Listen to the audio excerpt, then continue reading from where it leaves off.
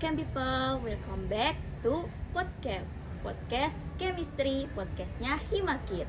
Tempat berbagi cerita, inspirasi, dan pengalaman untuk Chem People semua. Bersama aku, Lintang, kita akan ngobrolin nih sesuatu yang relate banget tentang kuliah di kimia tekstil. Nah, gimana sih caranya biar kita survive di jurusan kimia tekstil? Nah, kita tahu kimia tekstil tuh sekolahnya udah banyak praktikum, banyak juga teorinya, banyak juga laporan praktikumnya. Belum lagi ada banyak deadline nih. Nah, tanpa berlama-lama lagi, kita sambut narasumber kita yang bakal ngobrol nih di sini bersama aku dan teman-teman semua. Yuk kita kenalan langsung sama narasumber kita di episode kali ini.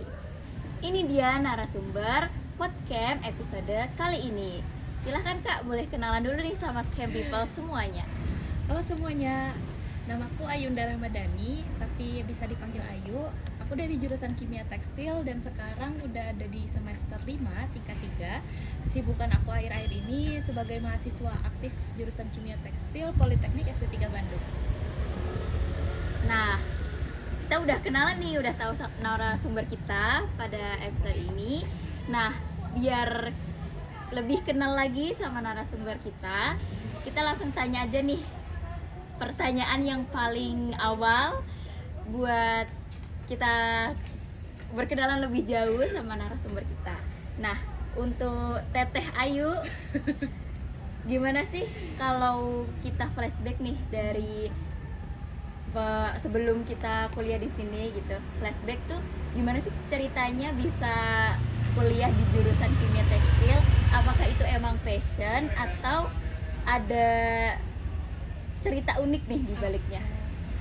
Kalau kita flashback ke zaman-zaman SMA kelas 3 mungkin ya. Dan kebetulan aku dulu enggak SMA sih, aku dulu masuknya SMK.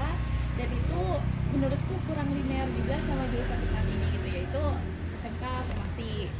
Nah, untuk alasan aku kenapa kok akhirnya ada di kimia tekstil ini, karena ya masalah nasional kali ya, nggak keterima di perguruan tinggi impian.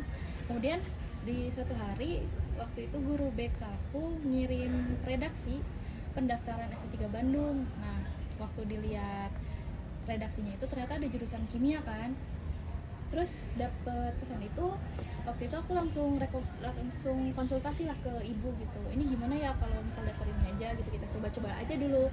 Soalnya kan katanya di bawah Kementerian Perindustrian juga kan, bagus nih kayaknya. Yaudah kita coba-coba dulu. Taunya waktu tes wawancara, tes kemampuan akademik, lolos semuanya sampai sekarang udah semester 5 kayak gitu. Terus kenapa aku pilihnya kimia tekstil, karena dibandingkan jurusan lain yang ada di sini, sepertinya passionku yang sedikit linear dengan farmasi tuh kayaknya kimia deh gitu. Oke, gitu ya teman-teman. Jadi waktu SMA tuh kita pasti punya banyak pilihan jurusan dan kuliah mau di kampus apa gitu ya. Nah, tentunya kita juga bakal punya ekspektasi nih tentang kampus kita, jurusan kita yang kita pilih tuh bakal gimana. Nah, kalau dari Kak Teteh Ayu sendiri, itu gimana sih ekspektasi sama yang realitanya gitu selama kuliah di jurusan kimia tekstil? Sebenarnya aku tentang kimia tekstil ini waktu awal daftar maksudnya nggak searching dulu gitu. Di kimia tekstil ini kita belajar apa aja, terus nanti outputnya kita jadi apa, kerja di mana gitu. Aku nggak terlalu nyari waktu itu. Cuman waktu wawancara itu aku dapat bayangan ternyata bakal diajarin tentang proses tekstil, cuman di bagian kimianya aja gitu. Nah, di situ aku langsung kebayang, oh kayaknya waktu pewarnaannya deh atau apanya gitu. Terus waktu di belajar langsung, oh ternyata dalam banget ya, ternyata dibahasnya bisa secara seilmiah ini gitu. Aku kira ya cuman ya udah langsung proses aja gitu, ternyata ada ilmunya juga gitu. Semester 1 sama 2 kalau nggak salah ya, di situ kan istilahnya masih masa adaptasi gitu, peralihan dari masa SMK ke masa kuliah, dimana di Di sini juga aku jurusannya beda, terus teori yang biasanya dipelajari di SMA itu aku nggak dapet gitu. Sementara kan kayak kuliah awal-awal tuh nerusin yang SMA kan, kalau nggak kayak review gitu kan. Nah aku nggak dapet nih. Nah waktu semester 1-2 itu bingung kayak gimana ya gitu. Terus belum lagi tugasnya kan banyak gitu, ini gimana kerjainnya ya gitu. Akhirnya ya udahlah, waktu itu mutusin buat ya harus maksa lah ya, harus bisa gitu. Harus bisa. Waktu itu akhirnya aku belajar sendiri sih, cari-cari di YouTube. Dulu aku cari tutorialnya di YouTube, kalau enggak review catatanku kayak gitu. Jadi pegangan aku waktu itu cuman catatanku, terus review dari YouTube, sama waktu dosen ajarin sih. Nah gitu ya teman-teman, jadi kuliah di kimia tekstil tuh seru tapi juga ada berat-beratnya nih, apalagi nanti menjelang semester akhir teman-teman bakal ketemu dengan praktikum 5 hari full dalam 1 minggu. Nah kalau dari Teh Ayu nih gimana sih proses belajarnya tuh, kira-kira ada yang beda nggak sih dari waktu SMA atau dari kuliah ini? Kan pasti tantangannya tuh lebih gede gitu ya. Nah selain itu gimana sih Teh Ayu tuh biar bisa paham gitu ya sama materinya lebih jelas lagi gitu ya, tanpa merasa capek gitu atau bosen gitu. Kalau dari Teh Ayu gimana?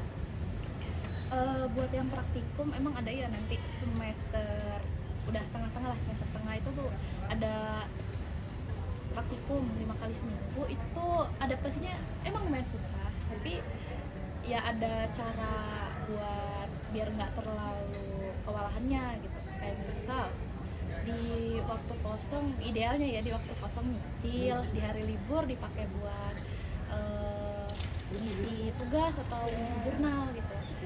Tapi kalau aku, mungkin aku nggak idealis kayak gitu ya. Aku mah orangnya lebih suka ngerjain tuh sehari sebelumnya, karena kalau dari 1 minggu sebelumnya atau dari hari libur gitu ngerjainnya tuh nggak ada energinya gitu, males gitu bawaannya tuh. Nah tapi di situ ada tantangannya sih, jadi kita selain harus cepat, harus bener, sama harus tenang gitu. Karena kalau kita ngadepin ya tugas praktikum yang banyak kayak gitu, dituntut harus paham juga, kuncinya tenang sih gitu. Kalau semua ini tuh bakal bisa lah gitu, harus yakin bisa juga, harus bisa diusahain juga. Nah tapi untuk sistem aku ini nggak bisa diterapin ke semua orang, karena kepribadian orang dalam mengatasi kondisi di bawah tekanan lah gitu beda-beda ya. Nah mungkin teman-teman mah bisa coba yang nggak terlalu bisa di bawah tekanan, bisa dicoba untuk nyicil-nyicil aja lah, nggak usah SKS dulu gitu, berat lah. Nah pasti teman-teman yang masih kuliah nih pasti nggak asing dengan sistem SKS ya. Jadi mungkin teman-teman punya cara masing-masing, tapi yang pasti itu harus tenang dan yakin. Jadi tenang kalau misalnya di bawah tekanan, dan yakin bisa menyelesaikan semuanya.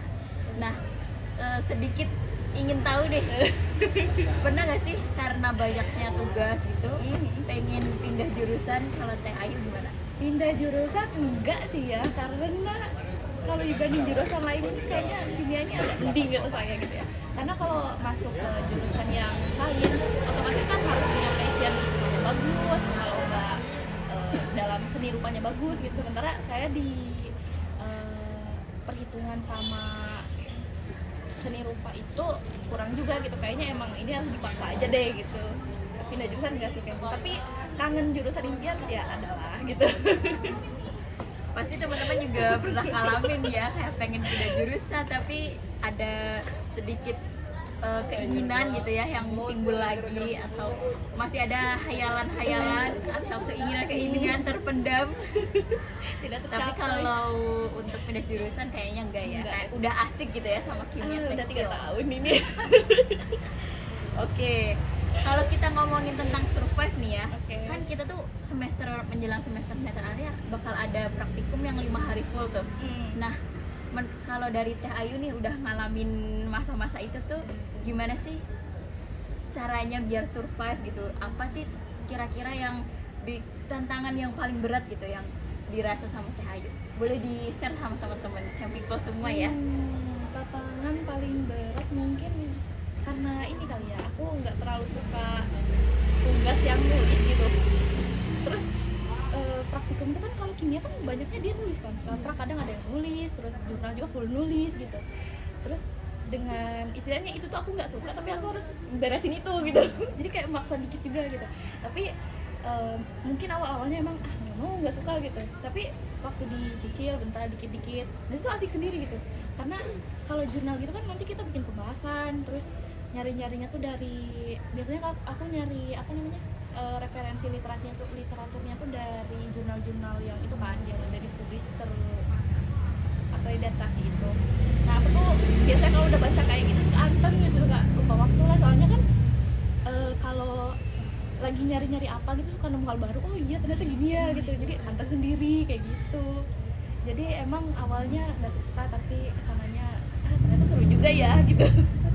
Nah, buat dari kisah Teh Ayu nih, kalau ngomongin survei tuh kita harus terbiasa dulu nih. Jadi karena dari terbiasa itu kita tuh jadi suka. Jadi kita tuh dari awalnya merasa tertekan, jadi kita terbiasa. Apalagi kalau kita menemukan informasi yang baru dan itu tuh kayak ada rasa tersendiri gitu. Dari kita baca, terus kita nemu ilmu baru, itu pasti rasanya tuh kayak wah ternyata semenyenangkan ini ya, kayak ngebaca tuh nggak ada ruginya gitu.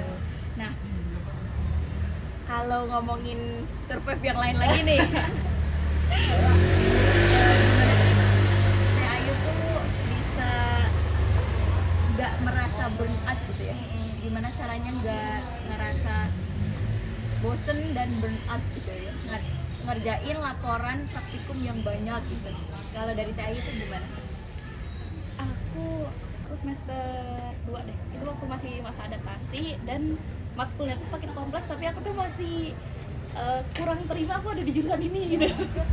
Nah waktu itu aku ujung-ujungnya ngerjainnya asal-asalan.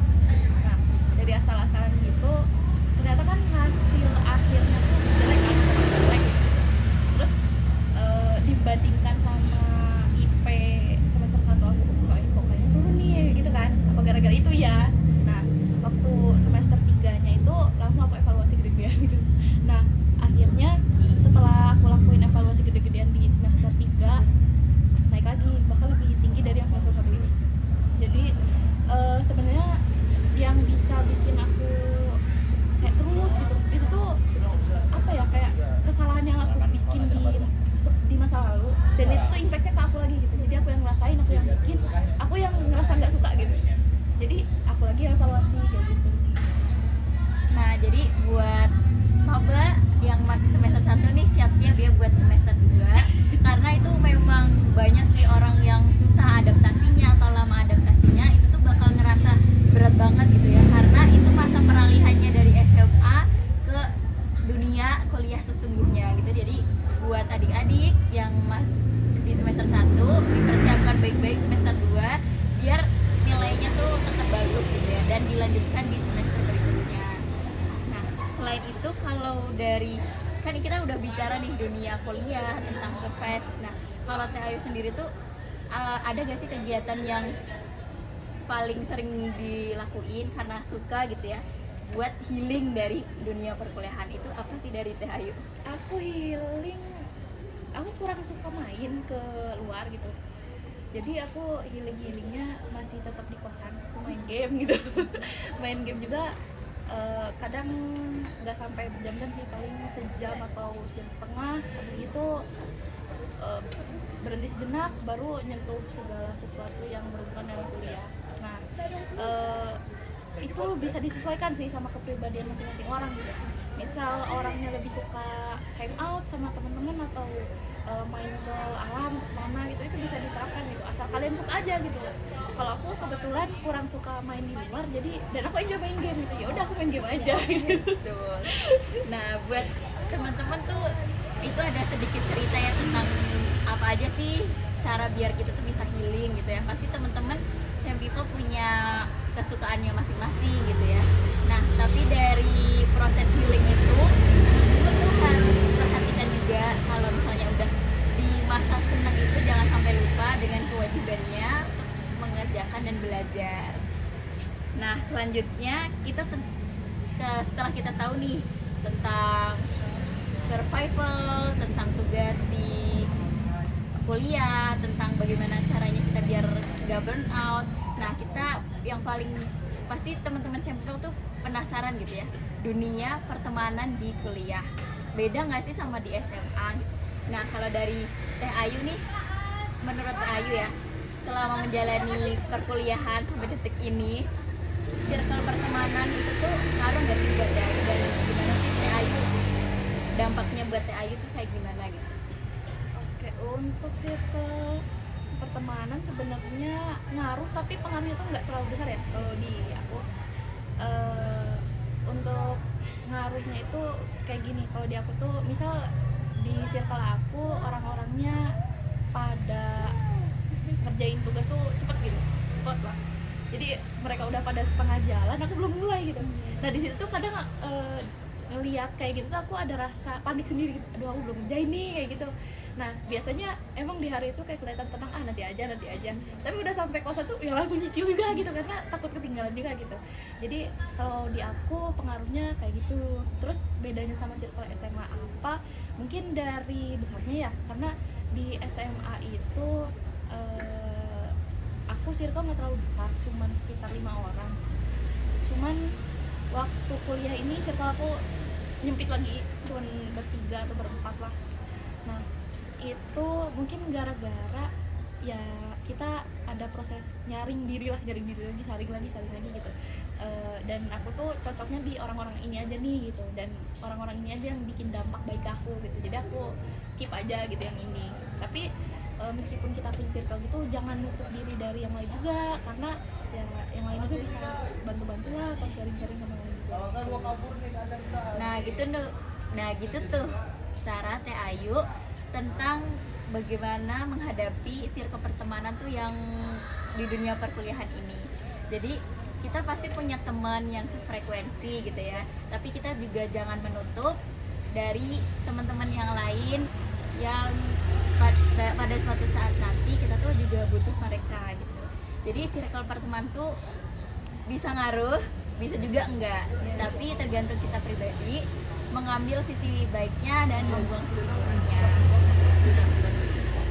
Setelah kita ngomong tentang circle pertemanan dan lain-lainnya, kita akan bicara tentang realita dan harapan. Kalau udah lama nih di dunia kimia tekstil gitu ya, dari Teh Ayu sendiri tuh kalau mau mengulang waktu nih, mau tetap di dunia tekstil atau enggak sih? Ngulang waktu kayaknya tetap di sini saya aku, karena mungkin emang awal-awal wah kok gini sih gitu, nggak seru, coba susah juga gitu. Tapi kesini kok enjoy juga ya, seru juga gitu. Belum lagi referensi yang bisa didapat juga banyak gitu, ilmu baru yang tiap hari didapat, seru juga. Jadi kayaknya kalau misal waktu itu disuruh daftar lagi ke sini, kayaknya aku daftar aja deh. Oke, jadi gitu ya Cam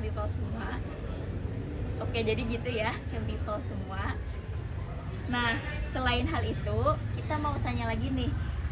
Menurut Teh Ayu, ada 3 hal aja nih yang bikin kita tuh Teh Ayu gitu ya, atau bisa teman-teman juga praktekin, yang paling bisa bikin survive di dunia tekstil atau di kimia tekstil ini dulu, itu tuh apa?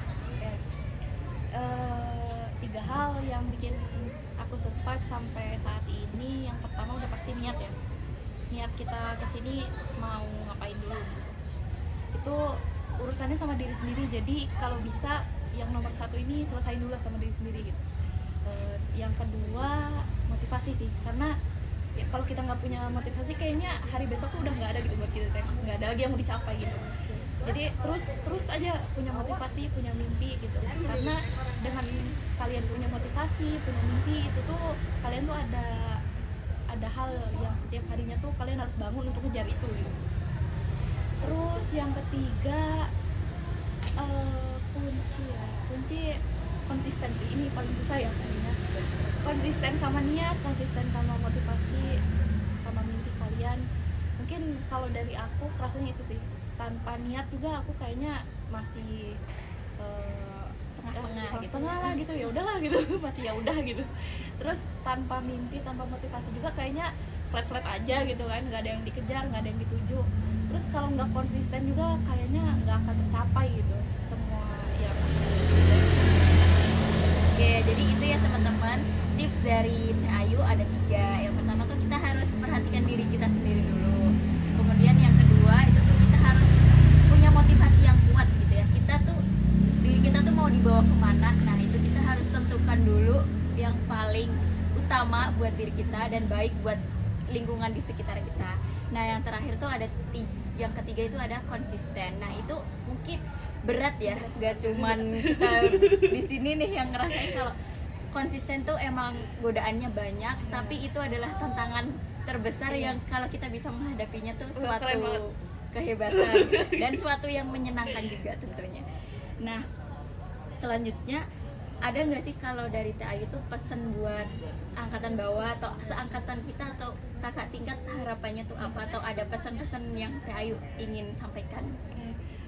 Untuk teman-teman anak kimia semuanya, Kang, Teteh semuanya, pesan dari aku mungkin ayo kita sabar aja ya karena mungkin kenapa kita nggak konsisten, kenapa kita nggak bisa selesai sama diri kita sendiri, sama niat, sama motivasi, mungkin karena kita kurang sabar sama prosesnya gitu. Kalau kita sedikit lebih sabar, sedikit lebih jalanin aja dulu gitu, asal ngalir dulu aja, konsisten, sabar, yang penting sabar sih kalau kata aku. Mungkin itu bisa sedikit membantu bikin kita lebih tenang, lebih semangat setiap harinya gitu. Semuanya bisa dijalanin asal kitanya tenang, kitanya sabar. Kita harus yakin sama diri sendiri kalau kitanya bisa. Nah sebelum kita tutup nih podcast pada hari ini, nah ada pertanyaan yang terlintas dan mungkin semua teman-teman tuh merasakan gitu ya. Pernah gak sih kayak merasa minder gitu ya, kayak insecure gitu ya, punya temen yang lebih dari kita gitu, kayak misalnya dia lebih pintar atau lebih apa gitu. Nah dari Teh Ayu tuh gimana buat ada di kondisi itu tuh bakal ngelakuin apa gitu? Temen yang bikin minder ya? Ada sih, ada. Aku berapa ya? Kayak sekitar semester 3 deh kayaknya aku mulai minder. Karena di situ kan udah mulai niat nih, jadi udah terarah gitu mau kemana gitu. Terus waktu itu mulai lihat orang lain, beberapa orang, wah ini kok daya tangkapnya lebih cepet ya gitu, pemahamannya lebih bagus, terus cara dia ngejelasin kok kayak rapi bagus banget gitu, ada isinya juga. Terus aku lihat diri aku sendiri lah gitu, kok aku masih gini-gini aja gitu. Waktu itu caraku buat biar nggak minder gitu, salah satunya udah pasti ya kita ningkatin dulu diri sendiri gitu ya, value diri dulu. Waktu itu caranya ya tetap belajar tuh tetap gitu. Terus mungkin cari keahlian yang lain gitu ya, ikut lomba apa nih biar potensi kita tuh keluar gitu ya. Aku ya waktu itu yang pertama itu ya mungkin gara-gara minder, makanya aku lebih belajar lagi. Terus sebenarnya yang lomba itu aku tuh pengen aktualisasi diri aja gitu, kayak aku tuh mampu loh gitu. Itu ya udah aku akhirnya ikut lomba sana sini, cuman pegangan awalnya ya udahlah ini coba-coba aja gitu ya, kalau menang oke lah gitu. Terus mungkin minder gini sih, sebenarnya minder tuh menurut aku boleh-boleh aja, tapi jangan terlalu dipikirin gitu, karena kalau kita pikirin pusing sendiri gitu.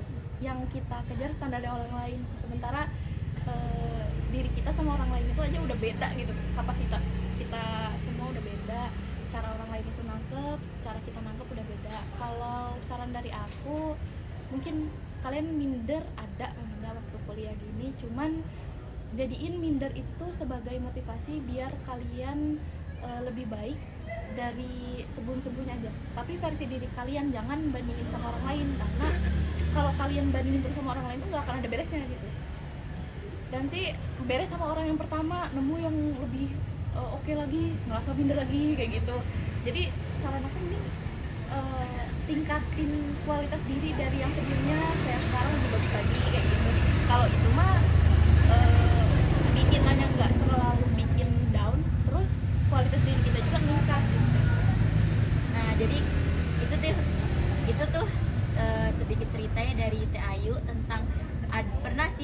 posisi kita tuh minder gitu ya sama teman atau sama angkatan lain gitu ya.